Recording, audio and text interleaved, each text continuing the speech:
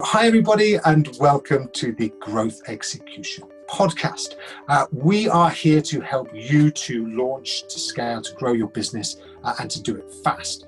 I'm delighted to be joined this week to pursue that by Nicky Davies, business growth expert from the Developing Inspired Leaders program. Hi there, Nicky. How are you doing?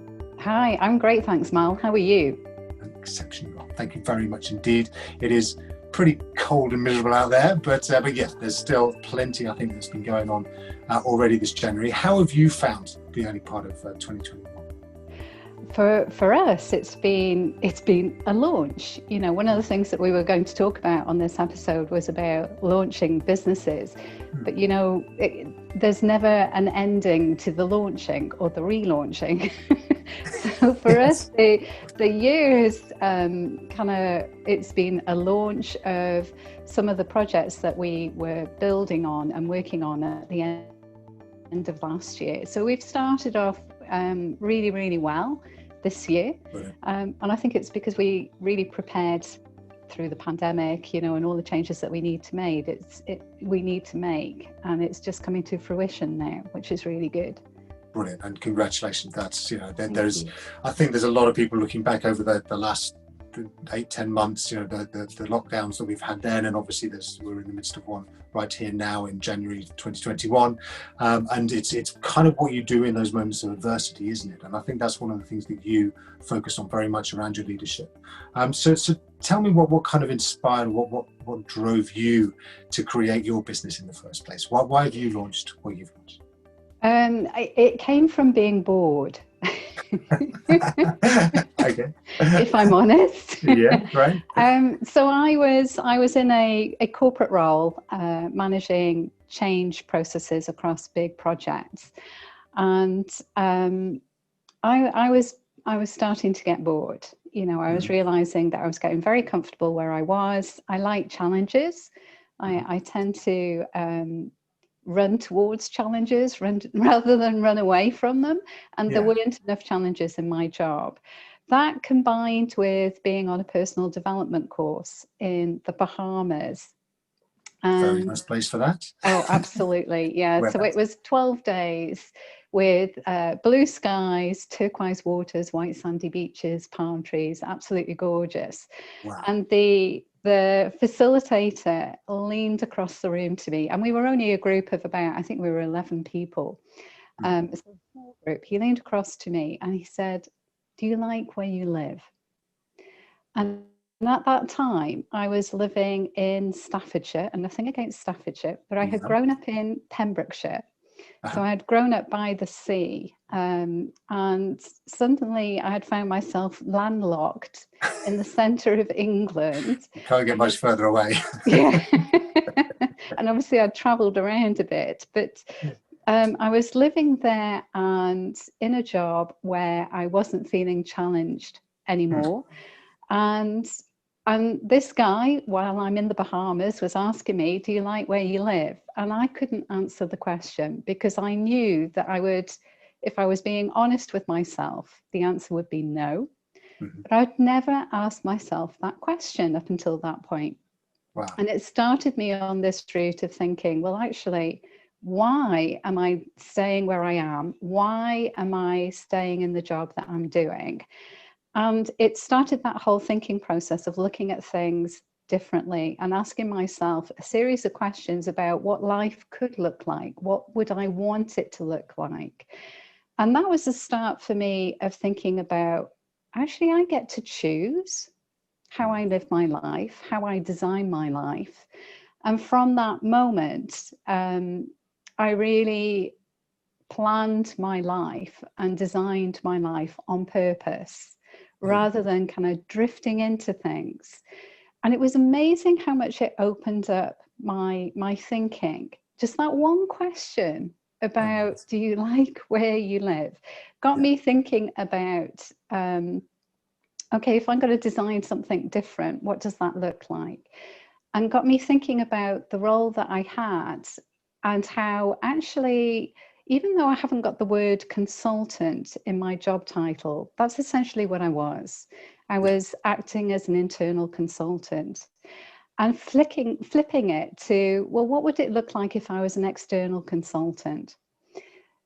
And so I went and had the conversation with my manager and said, hey, I think I can serve you better by actually being external to the organization rather than being internal to the organization. And he was up for it. So yeah, that was the start. And I think I, like you, see a lot of people leave corporate jobs and set up business without, they're running away from the job. Absolutely. And actually, if you turn it around, if you just kind of turn around, literally turn around and have a look at what it is that you've been doing, there are opportunities within that organization, I swear. so that you can capitalize on all the skills and abilities that you've got, as well as the relationships that you've got. I think that was a powerful learning for me. And that's really what launched my business. Yeah, brilliant. And I imagine that there are people listening to this that are sitting there, and with lockdown 3, they have had probably more time to think about these kinds of things than at any other time in their lives. What sorts of questions, you've mentioned the do I like where I live, what sort of questions do you think are also the ones that help people to find where they should be going if they are looking at a different role in a different life? Yeah, I think the most important thing is really understanding what's important to you. So really understanding what you value in life. And I'm not talking about social idealisms, but things that are really important to you. So for example, personal development has always been really important to me. It's always been important to be learning about what makes us tick. That kind of psychology. And I did a psychology degree, but I've learned so much more from doing personal development programs and from mentoring and getting to know people than I learned from my psychology degree. It's unbelievable. Yeah. So it's finding out, it's asking questions of yourself about what's truly important to you. What is it that you love to learn about, that you love to share with other people? What is it that you naturally spend time doing that other people don't have to ask you to do it? You just spontaneously do it. Yeah. When is it that you lose yourself in an activity, you lose all sense of time? Those are really good indicators as to what's really important to you. And I think from there, asking those sorts of questions and thinking about what's important to you, you can start to design your life, and rather than wait for life to happen to you, it's actually you going out there and saying, this is what I want. This is how I'm going to design my life, and really go for it from there. Brilliant. And I think that your journey is one that perhaps people are either about to go on or have gone on themselves. And that, did you always feel within you that you had that entrepreneurial spirit, whilst you were in the corporate environment, that there was that kind of spark there that was looking to set up on your own? Or did they just come when you were in the Bahamas having a chat? Is that the only time it ever happens? Well, looking back, Steve Jobs, he did a perfect job when he gave that Stanford University address, didn't he? When he was talking about, you can't join the dots looking forward, you can only join the dots looking back. So looking back, I can see how the dots have joined, and how I came to be where I am now. But I couldn't see it at the time. I just knew that the sorts of jobs that I had were a bit weird and wacky anyway, and I often ended up working, being employed, or at least my salary coming from one organization, but having a role which meant that I was working across a lot of different organizations, both public and private sector. And so I was always on the fringe, if you like, with my roles. And I often would do work outside of my job. So I would freelance, I would spot an opportunity to run a program, and bring people together. And I remember being part of a group where we trained people in counselling skills. You know, that was one of the things that we did. I found somebody else that was really passionate about change management like I was, in terms of seeing it as an opportunity for people to grow, because it's challenging going through change. It's, as we've found out for the past 12 months. Yes, everybody has had to enforce change over the last 12 months, exactly. Yeah, and so I've always found opportunities to work with people outside of my mainstream job and deliver something that was of service, of need for other people. So looking back, I can join the dots and kind of see the story, but I couldn't see it at the time. So I think, yeah, I had that entrepreneurial spirit, but I never knew what entrepreneurial spirit meant. And I don't think it was even a word, way back when. Yes, it was just that. So I just a very similar kind of thing. I was always just kind of a little bit, I was always kind of into things and just digging around in stuff. And it's just like, that's not entrepreneurial. It's probably annoying for those people back then.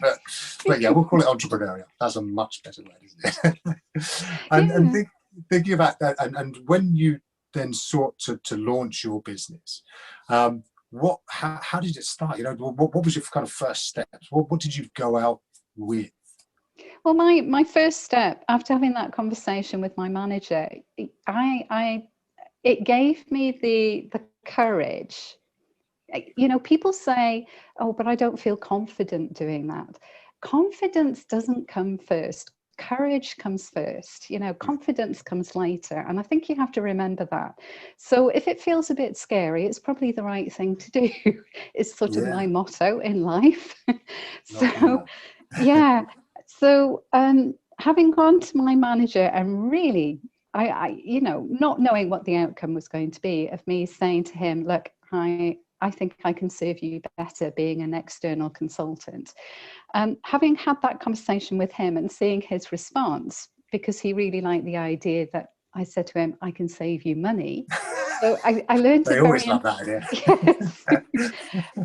One of the important lessons that I've learned is always see things from the other person's point of view, because you are probably going to have to sell an idea or sell a service, and it really helps to be able to see it from their perspective and kind of talk about it in terms of what they're going to get out of it. It's the magical what's in it for me.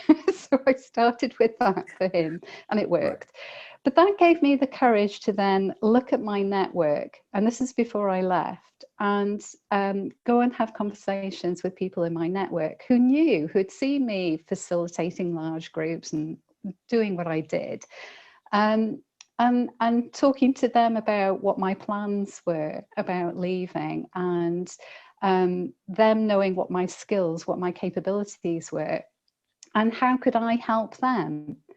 And so I actually left my job with 3 contracts in my hand, which was a great way to start my business.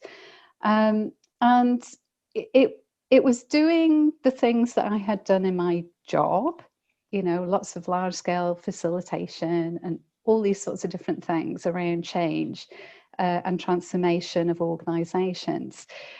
And I knew that I wanted to get into leadership development in a much bigger way.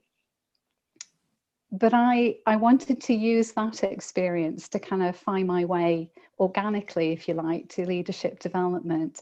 So I didn't really have a plan. I just knew that the more conversations that I had with people, the more I was going to learn about this thing about being a business owner, being an entrepreneur. It took me years to actually own that title.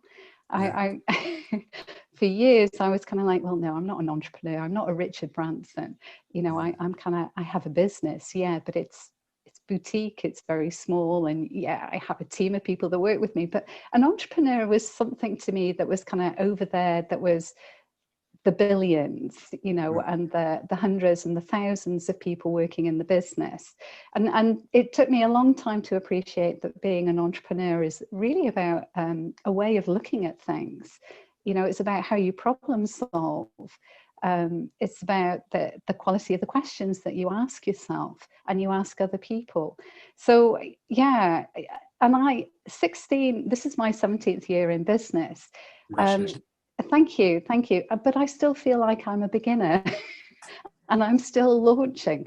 Yeah, and that is so familiar. And actually, almost touching on your degree, your psychology side of things, that the whole sort of imposter syndrome, almost, where we can think as leaders and business owners and founders that actually we're still playing at this, or that sometimes along the way somebody's going to find out that actually we're just not necessarily doing it in the right way.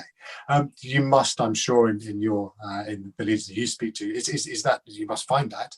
Is that something that is in almost everybody? Is that something that is that is a part of this whole process, or is it something that can be overcome and it just needs a bit of work?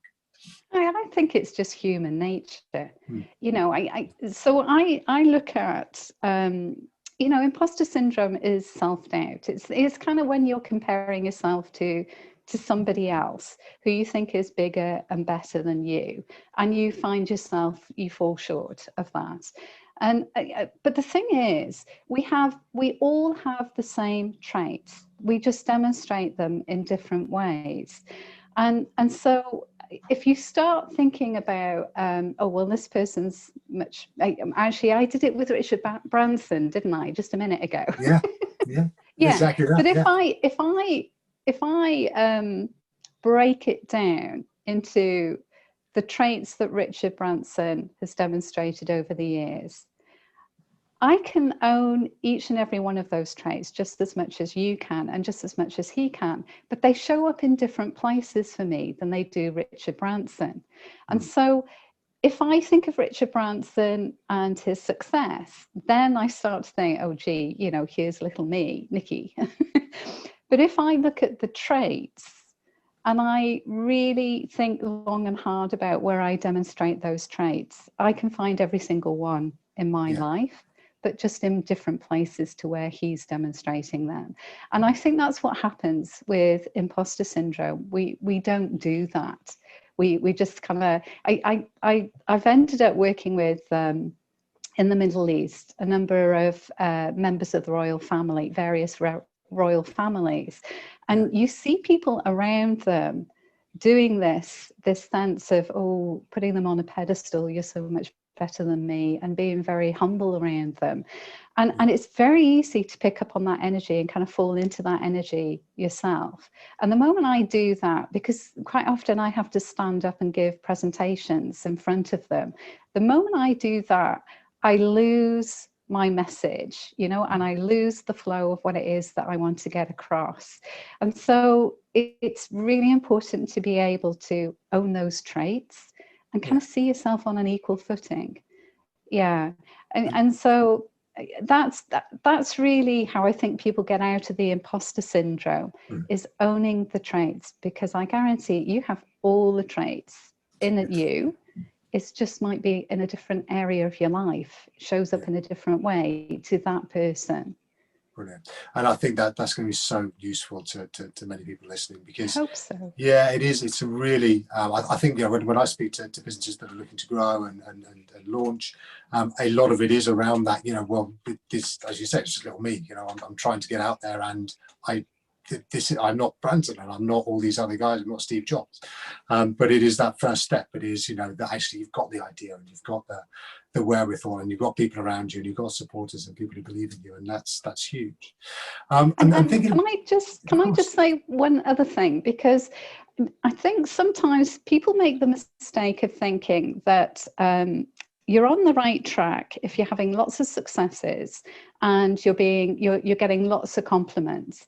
And life isn't like that. There's a universal law of polarity, and the people, there'll be just as many people that love you that hate you or don't like your message, And so one of my mentors, Dr. John De Martini, he said this to me, and he says it a number of times in his messaging, that if you are receiving feedback, negative feedback, if you like, then that is fantastic, because there is just as much praise going on somewhere else. And I love that, because that kind of keeps me balanced. Right. And he also talks about not looking for success and failure, because there's no such thing. And you and I know that, because being in business for a long time, you have, I don't really know how to measure success anymore, you know, and I don't really know how to measure failure anymore, because business doesn't stay static. No. Once you set up your business, it doesn't stay like that. And if it does stay in the same vein, doing the same thing day in, day out, there's something wrong. And you are going to crash at some point, because you've got to constantly evolve. And it's that piece about being entrepreneurial again. You've got to keep evolving your business, you know, and we've learned that particularly in the last 12 months. You know, 2 years ago, I started embracing this whole online fangled thing, as I used to call it. Very steep learning curve. Yeah. Fangled thing. Very steep learning curve. And that's really come into its own now. But that's business. That's the nature of business. You have to constantly be evolving, constantly looking for where you need to be making the changes, where you need to be, because otherwise you will have a crash and what you'll call, you know, a huge failure. But it isn't failure, it's feedback, you know, and from that feedback you learn so much, you adjust and you keep evolving. And that's certainly my experience. I don't know about you, Mal. I think that's so true, and I think, you know, the way that you phrase the idea of success, and the fact that it's not, you know, as self-evident as, you know, however much money you've made in a previous year, you know, is, if you look back over the last year, you know, success is probably being able to pivot, or to change, or to adapt to the circumstances that you find yourself in, and to continue on in perhaps a different vein. And it may not be as profitable as it was in 2019 or before, because this is not the world that we're in 2019 or 2021, 2019. So I think you're absolutely right. And I think that that's something that really, you know, founders, entrepreneurs, growth leaders need to think about, that this isn't necessarily all about a bottom line, or it's not necessarily all about the number of customers you've got. In some instances, and many instances, it's about how successful you are at adapting and changing. I think that's right. So I wanted to just go a little bit into your kind of founder journey, and the way that you have evolved the business over time. What is the thing that surprised you most about launching a business? That people said yes. Yeah, brilliant. Yeah, because that piece about courage and having the potentially difficult conversations with people, or not so much difficult, but new conversations with people, where I had to ask, and I wasn't asking for, you know, the corporation that sat behind me. I was asking for me, and that felt really personal. So I was absolutely thrilled, you know, when people would say, yeah, I'll help you, or yeah, I'll buy that. Yeah. And what about the flip side of that? What about the no's? If it was personal, was that harder? I wouldn't say harder. I learned more from the no's than I learned from the yeses. I'm not sure that's harder. I think it was more valuable, because I was willing to learn from the no's. And oddly enough, I think that gave me more courage than the yeses, because it was almost like, okay, well, if I can handle that situation, or that particular person saying no, I can handle the next one. And the next one. And we all know that in business you get more no's than you get yeses. That's just the nature of the business, and of selling.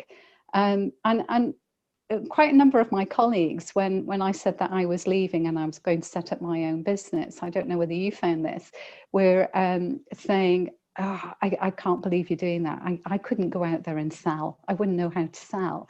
And I found myself saying to them, well, that's really odd, isn't it? Because I know that I've been selling ideas, selling when I've been facilitating, because my role was about helping decision makers make decisions, and sometimes it was about influencing them down a certain path to make a certain decision. And I was very clear that what I was doing was, yes, it was influencing, but actually that's what selling is. And selling is about caring as well. It's about caring about the other person or the service that you're offering, and being able to see how that's going to make a difference for people, and caring enough to make that a quality service and something that's really going to be impactful, and make a difference. So I guess I was surprised about this thing called selling, that people saw it in that way, that they saw it as something. It's the used car salesperson, isn't it? And That's right. The estate agent. yeah. And people had this idea of me. Well, they were looking at it through their own eyes and thinking, "Oh my goodness, I couldn't do that. That would be horrible."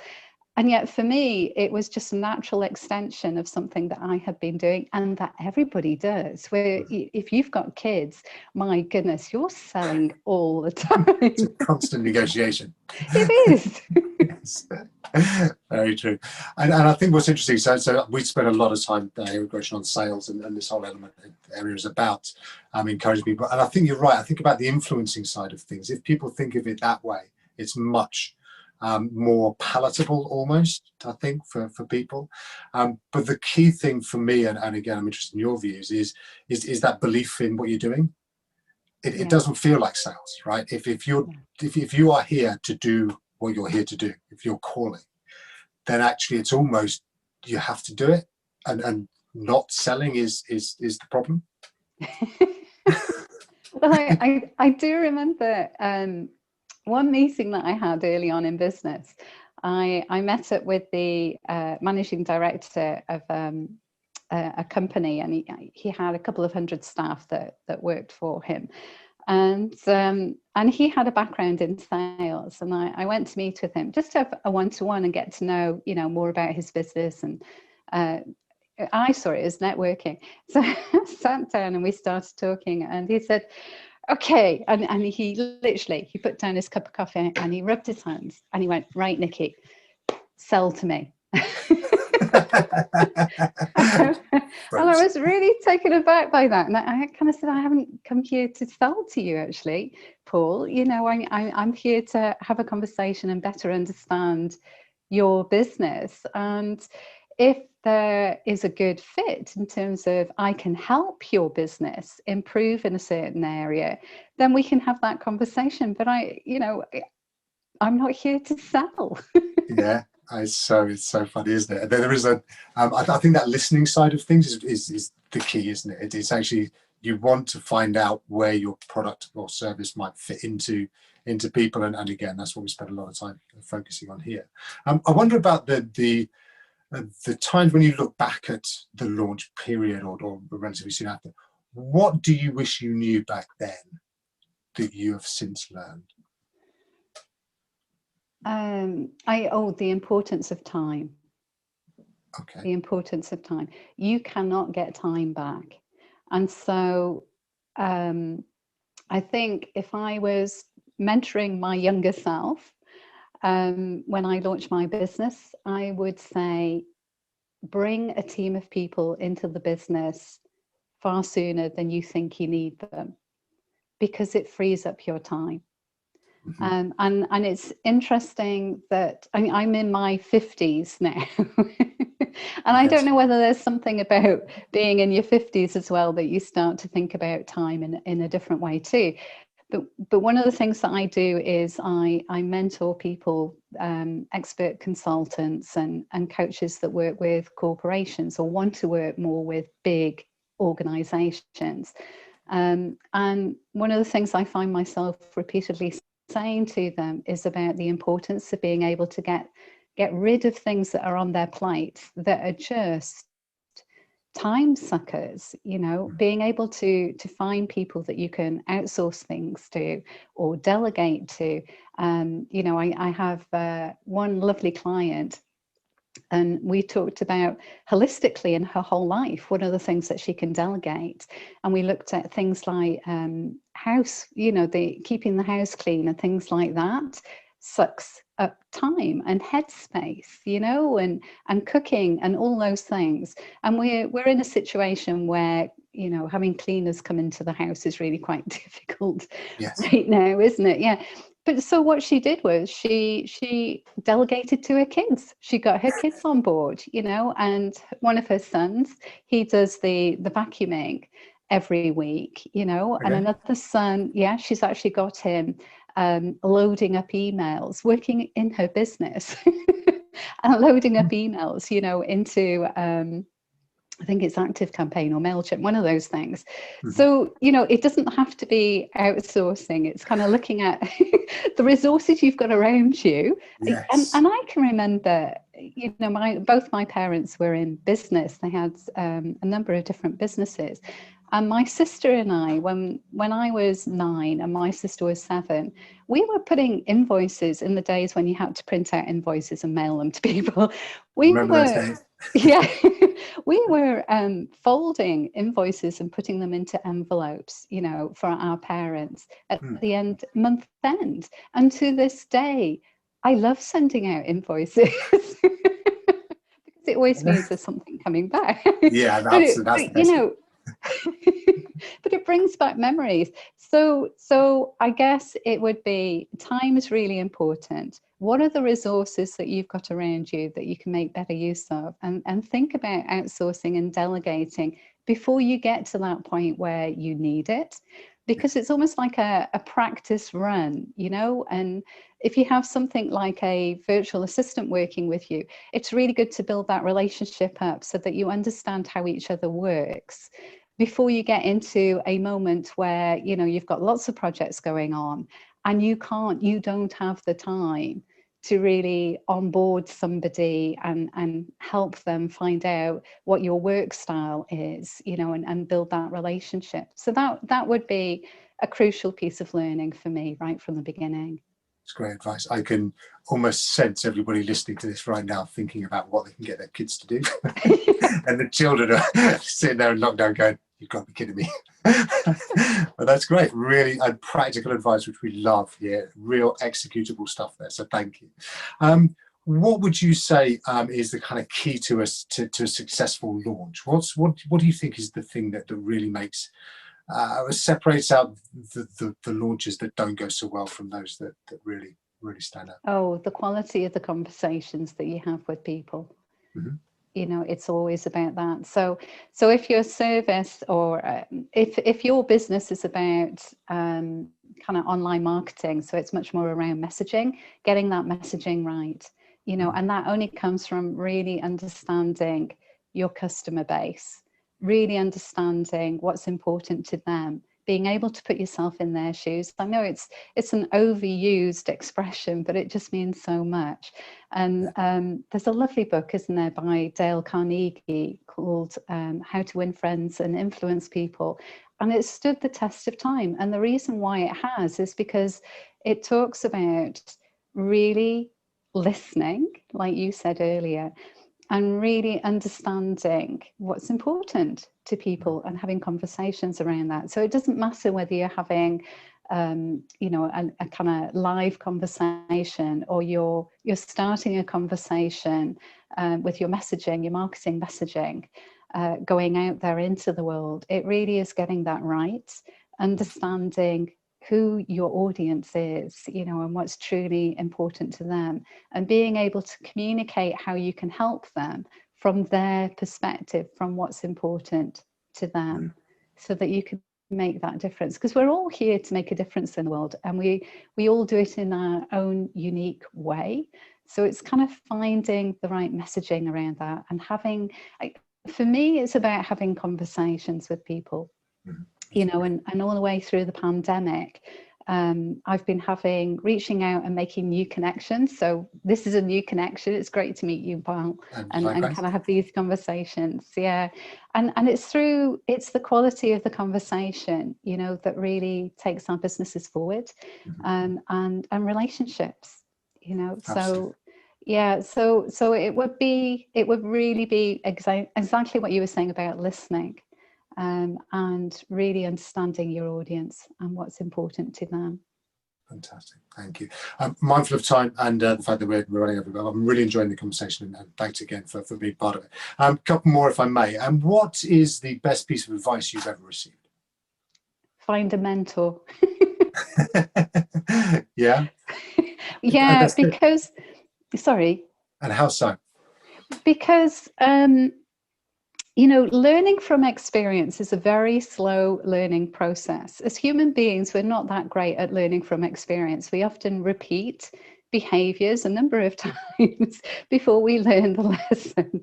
So it's really good to find somebody such as yourself, who has experience, has been there, has done it, has got the t-shirt, as they say, Yes. and has definitely had a level of success higher than your own, and working with somebody like that in a mentoring relationship, it's not a coaching relationship. You want to learn from their experience. You want to hear the kinds of lessons that they've learned, the advice that they have for you, because sometimes I found myself in a situation where I don't know what I don't know.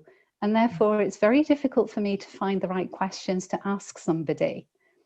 But if I work with a mentor that's got more experience than me around a particular area, or more business experience in a similar business line to me, I can learn so much from them rather than the slow route of learning from experience. Mm-hmm.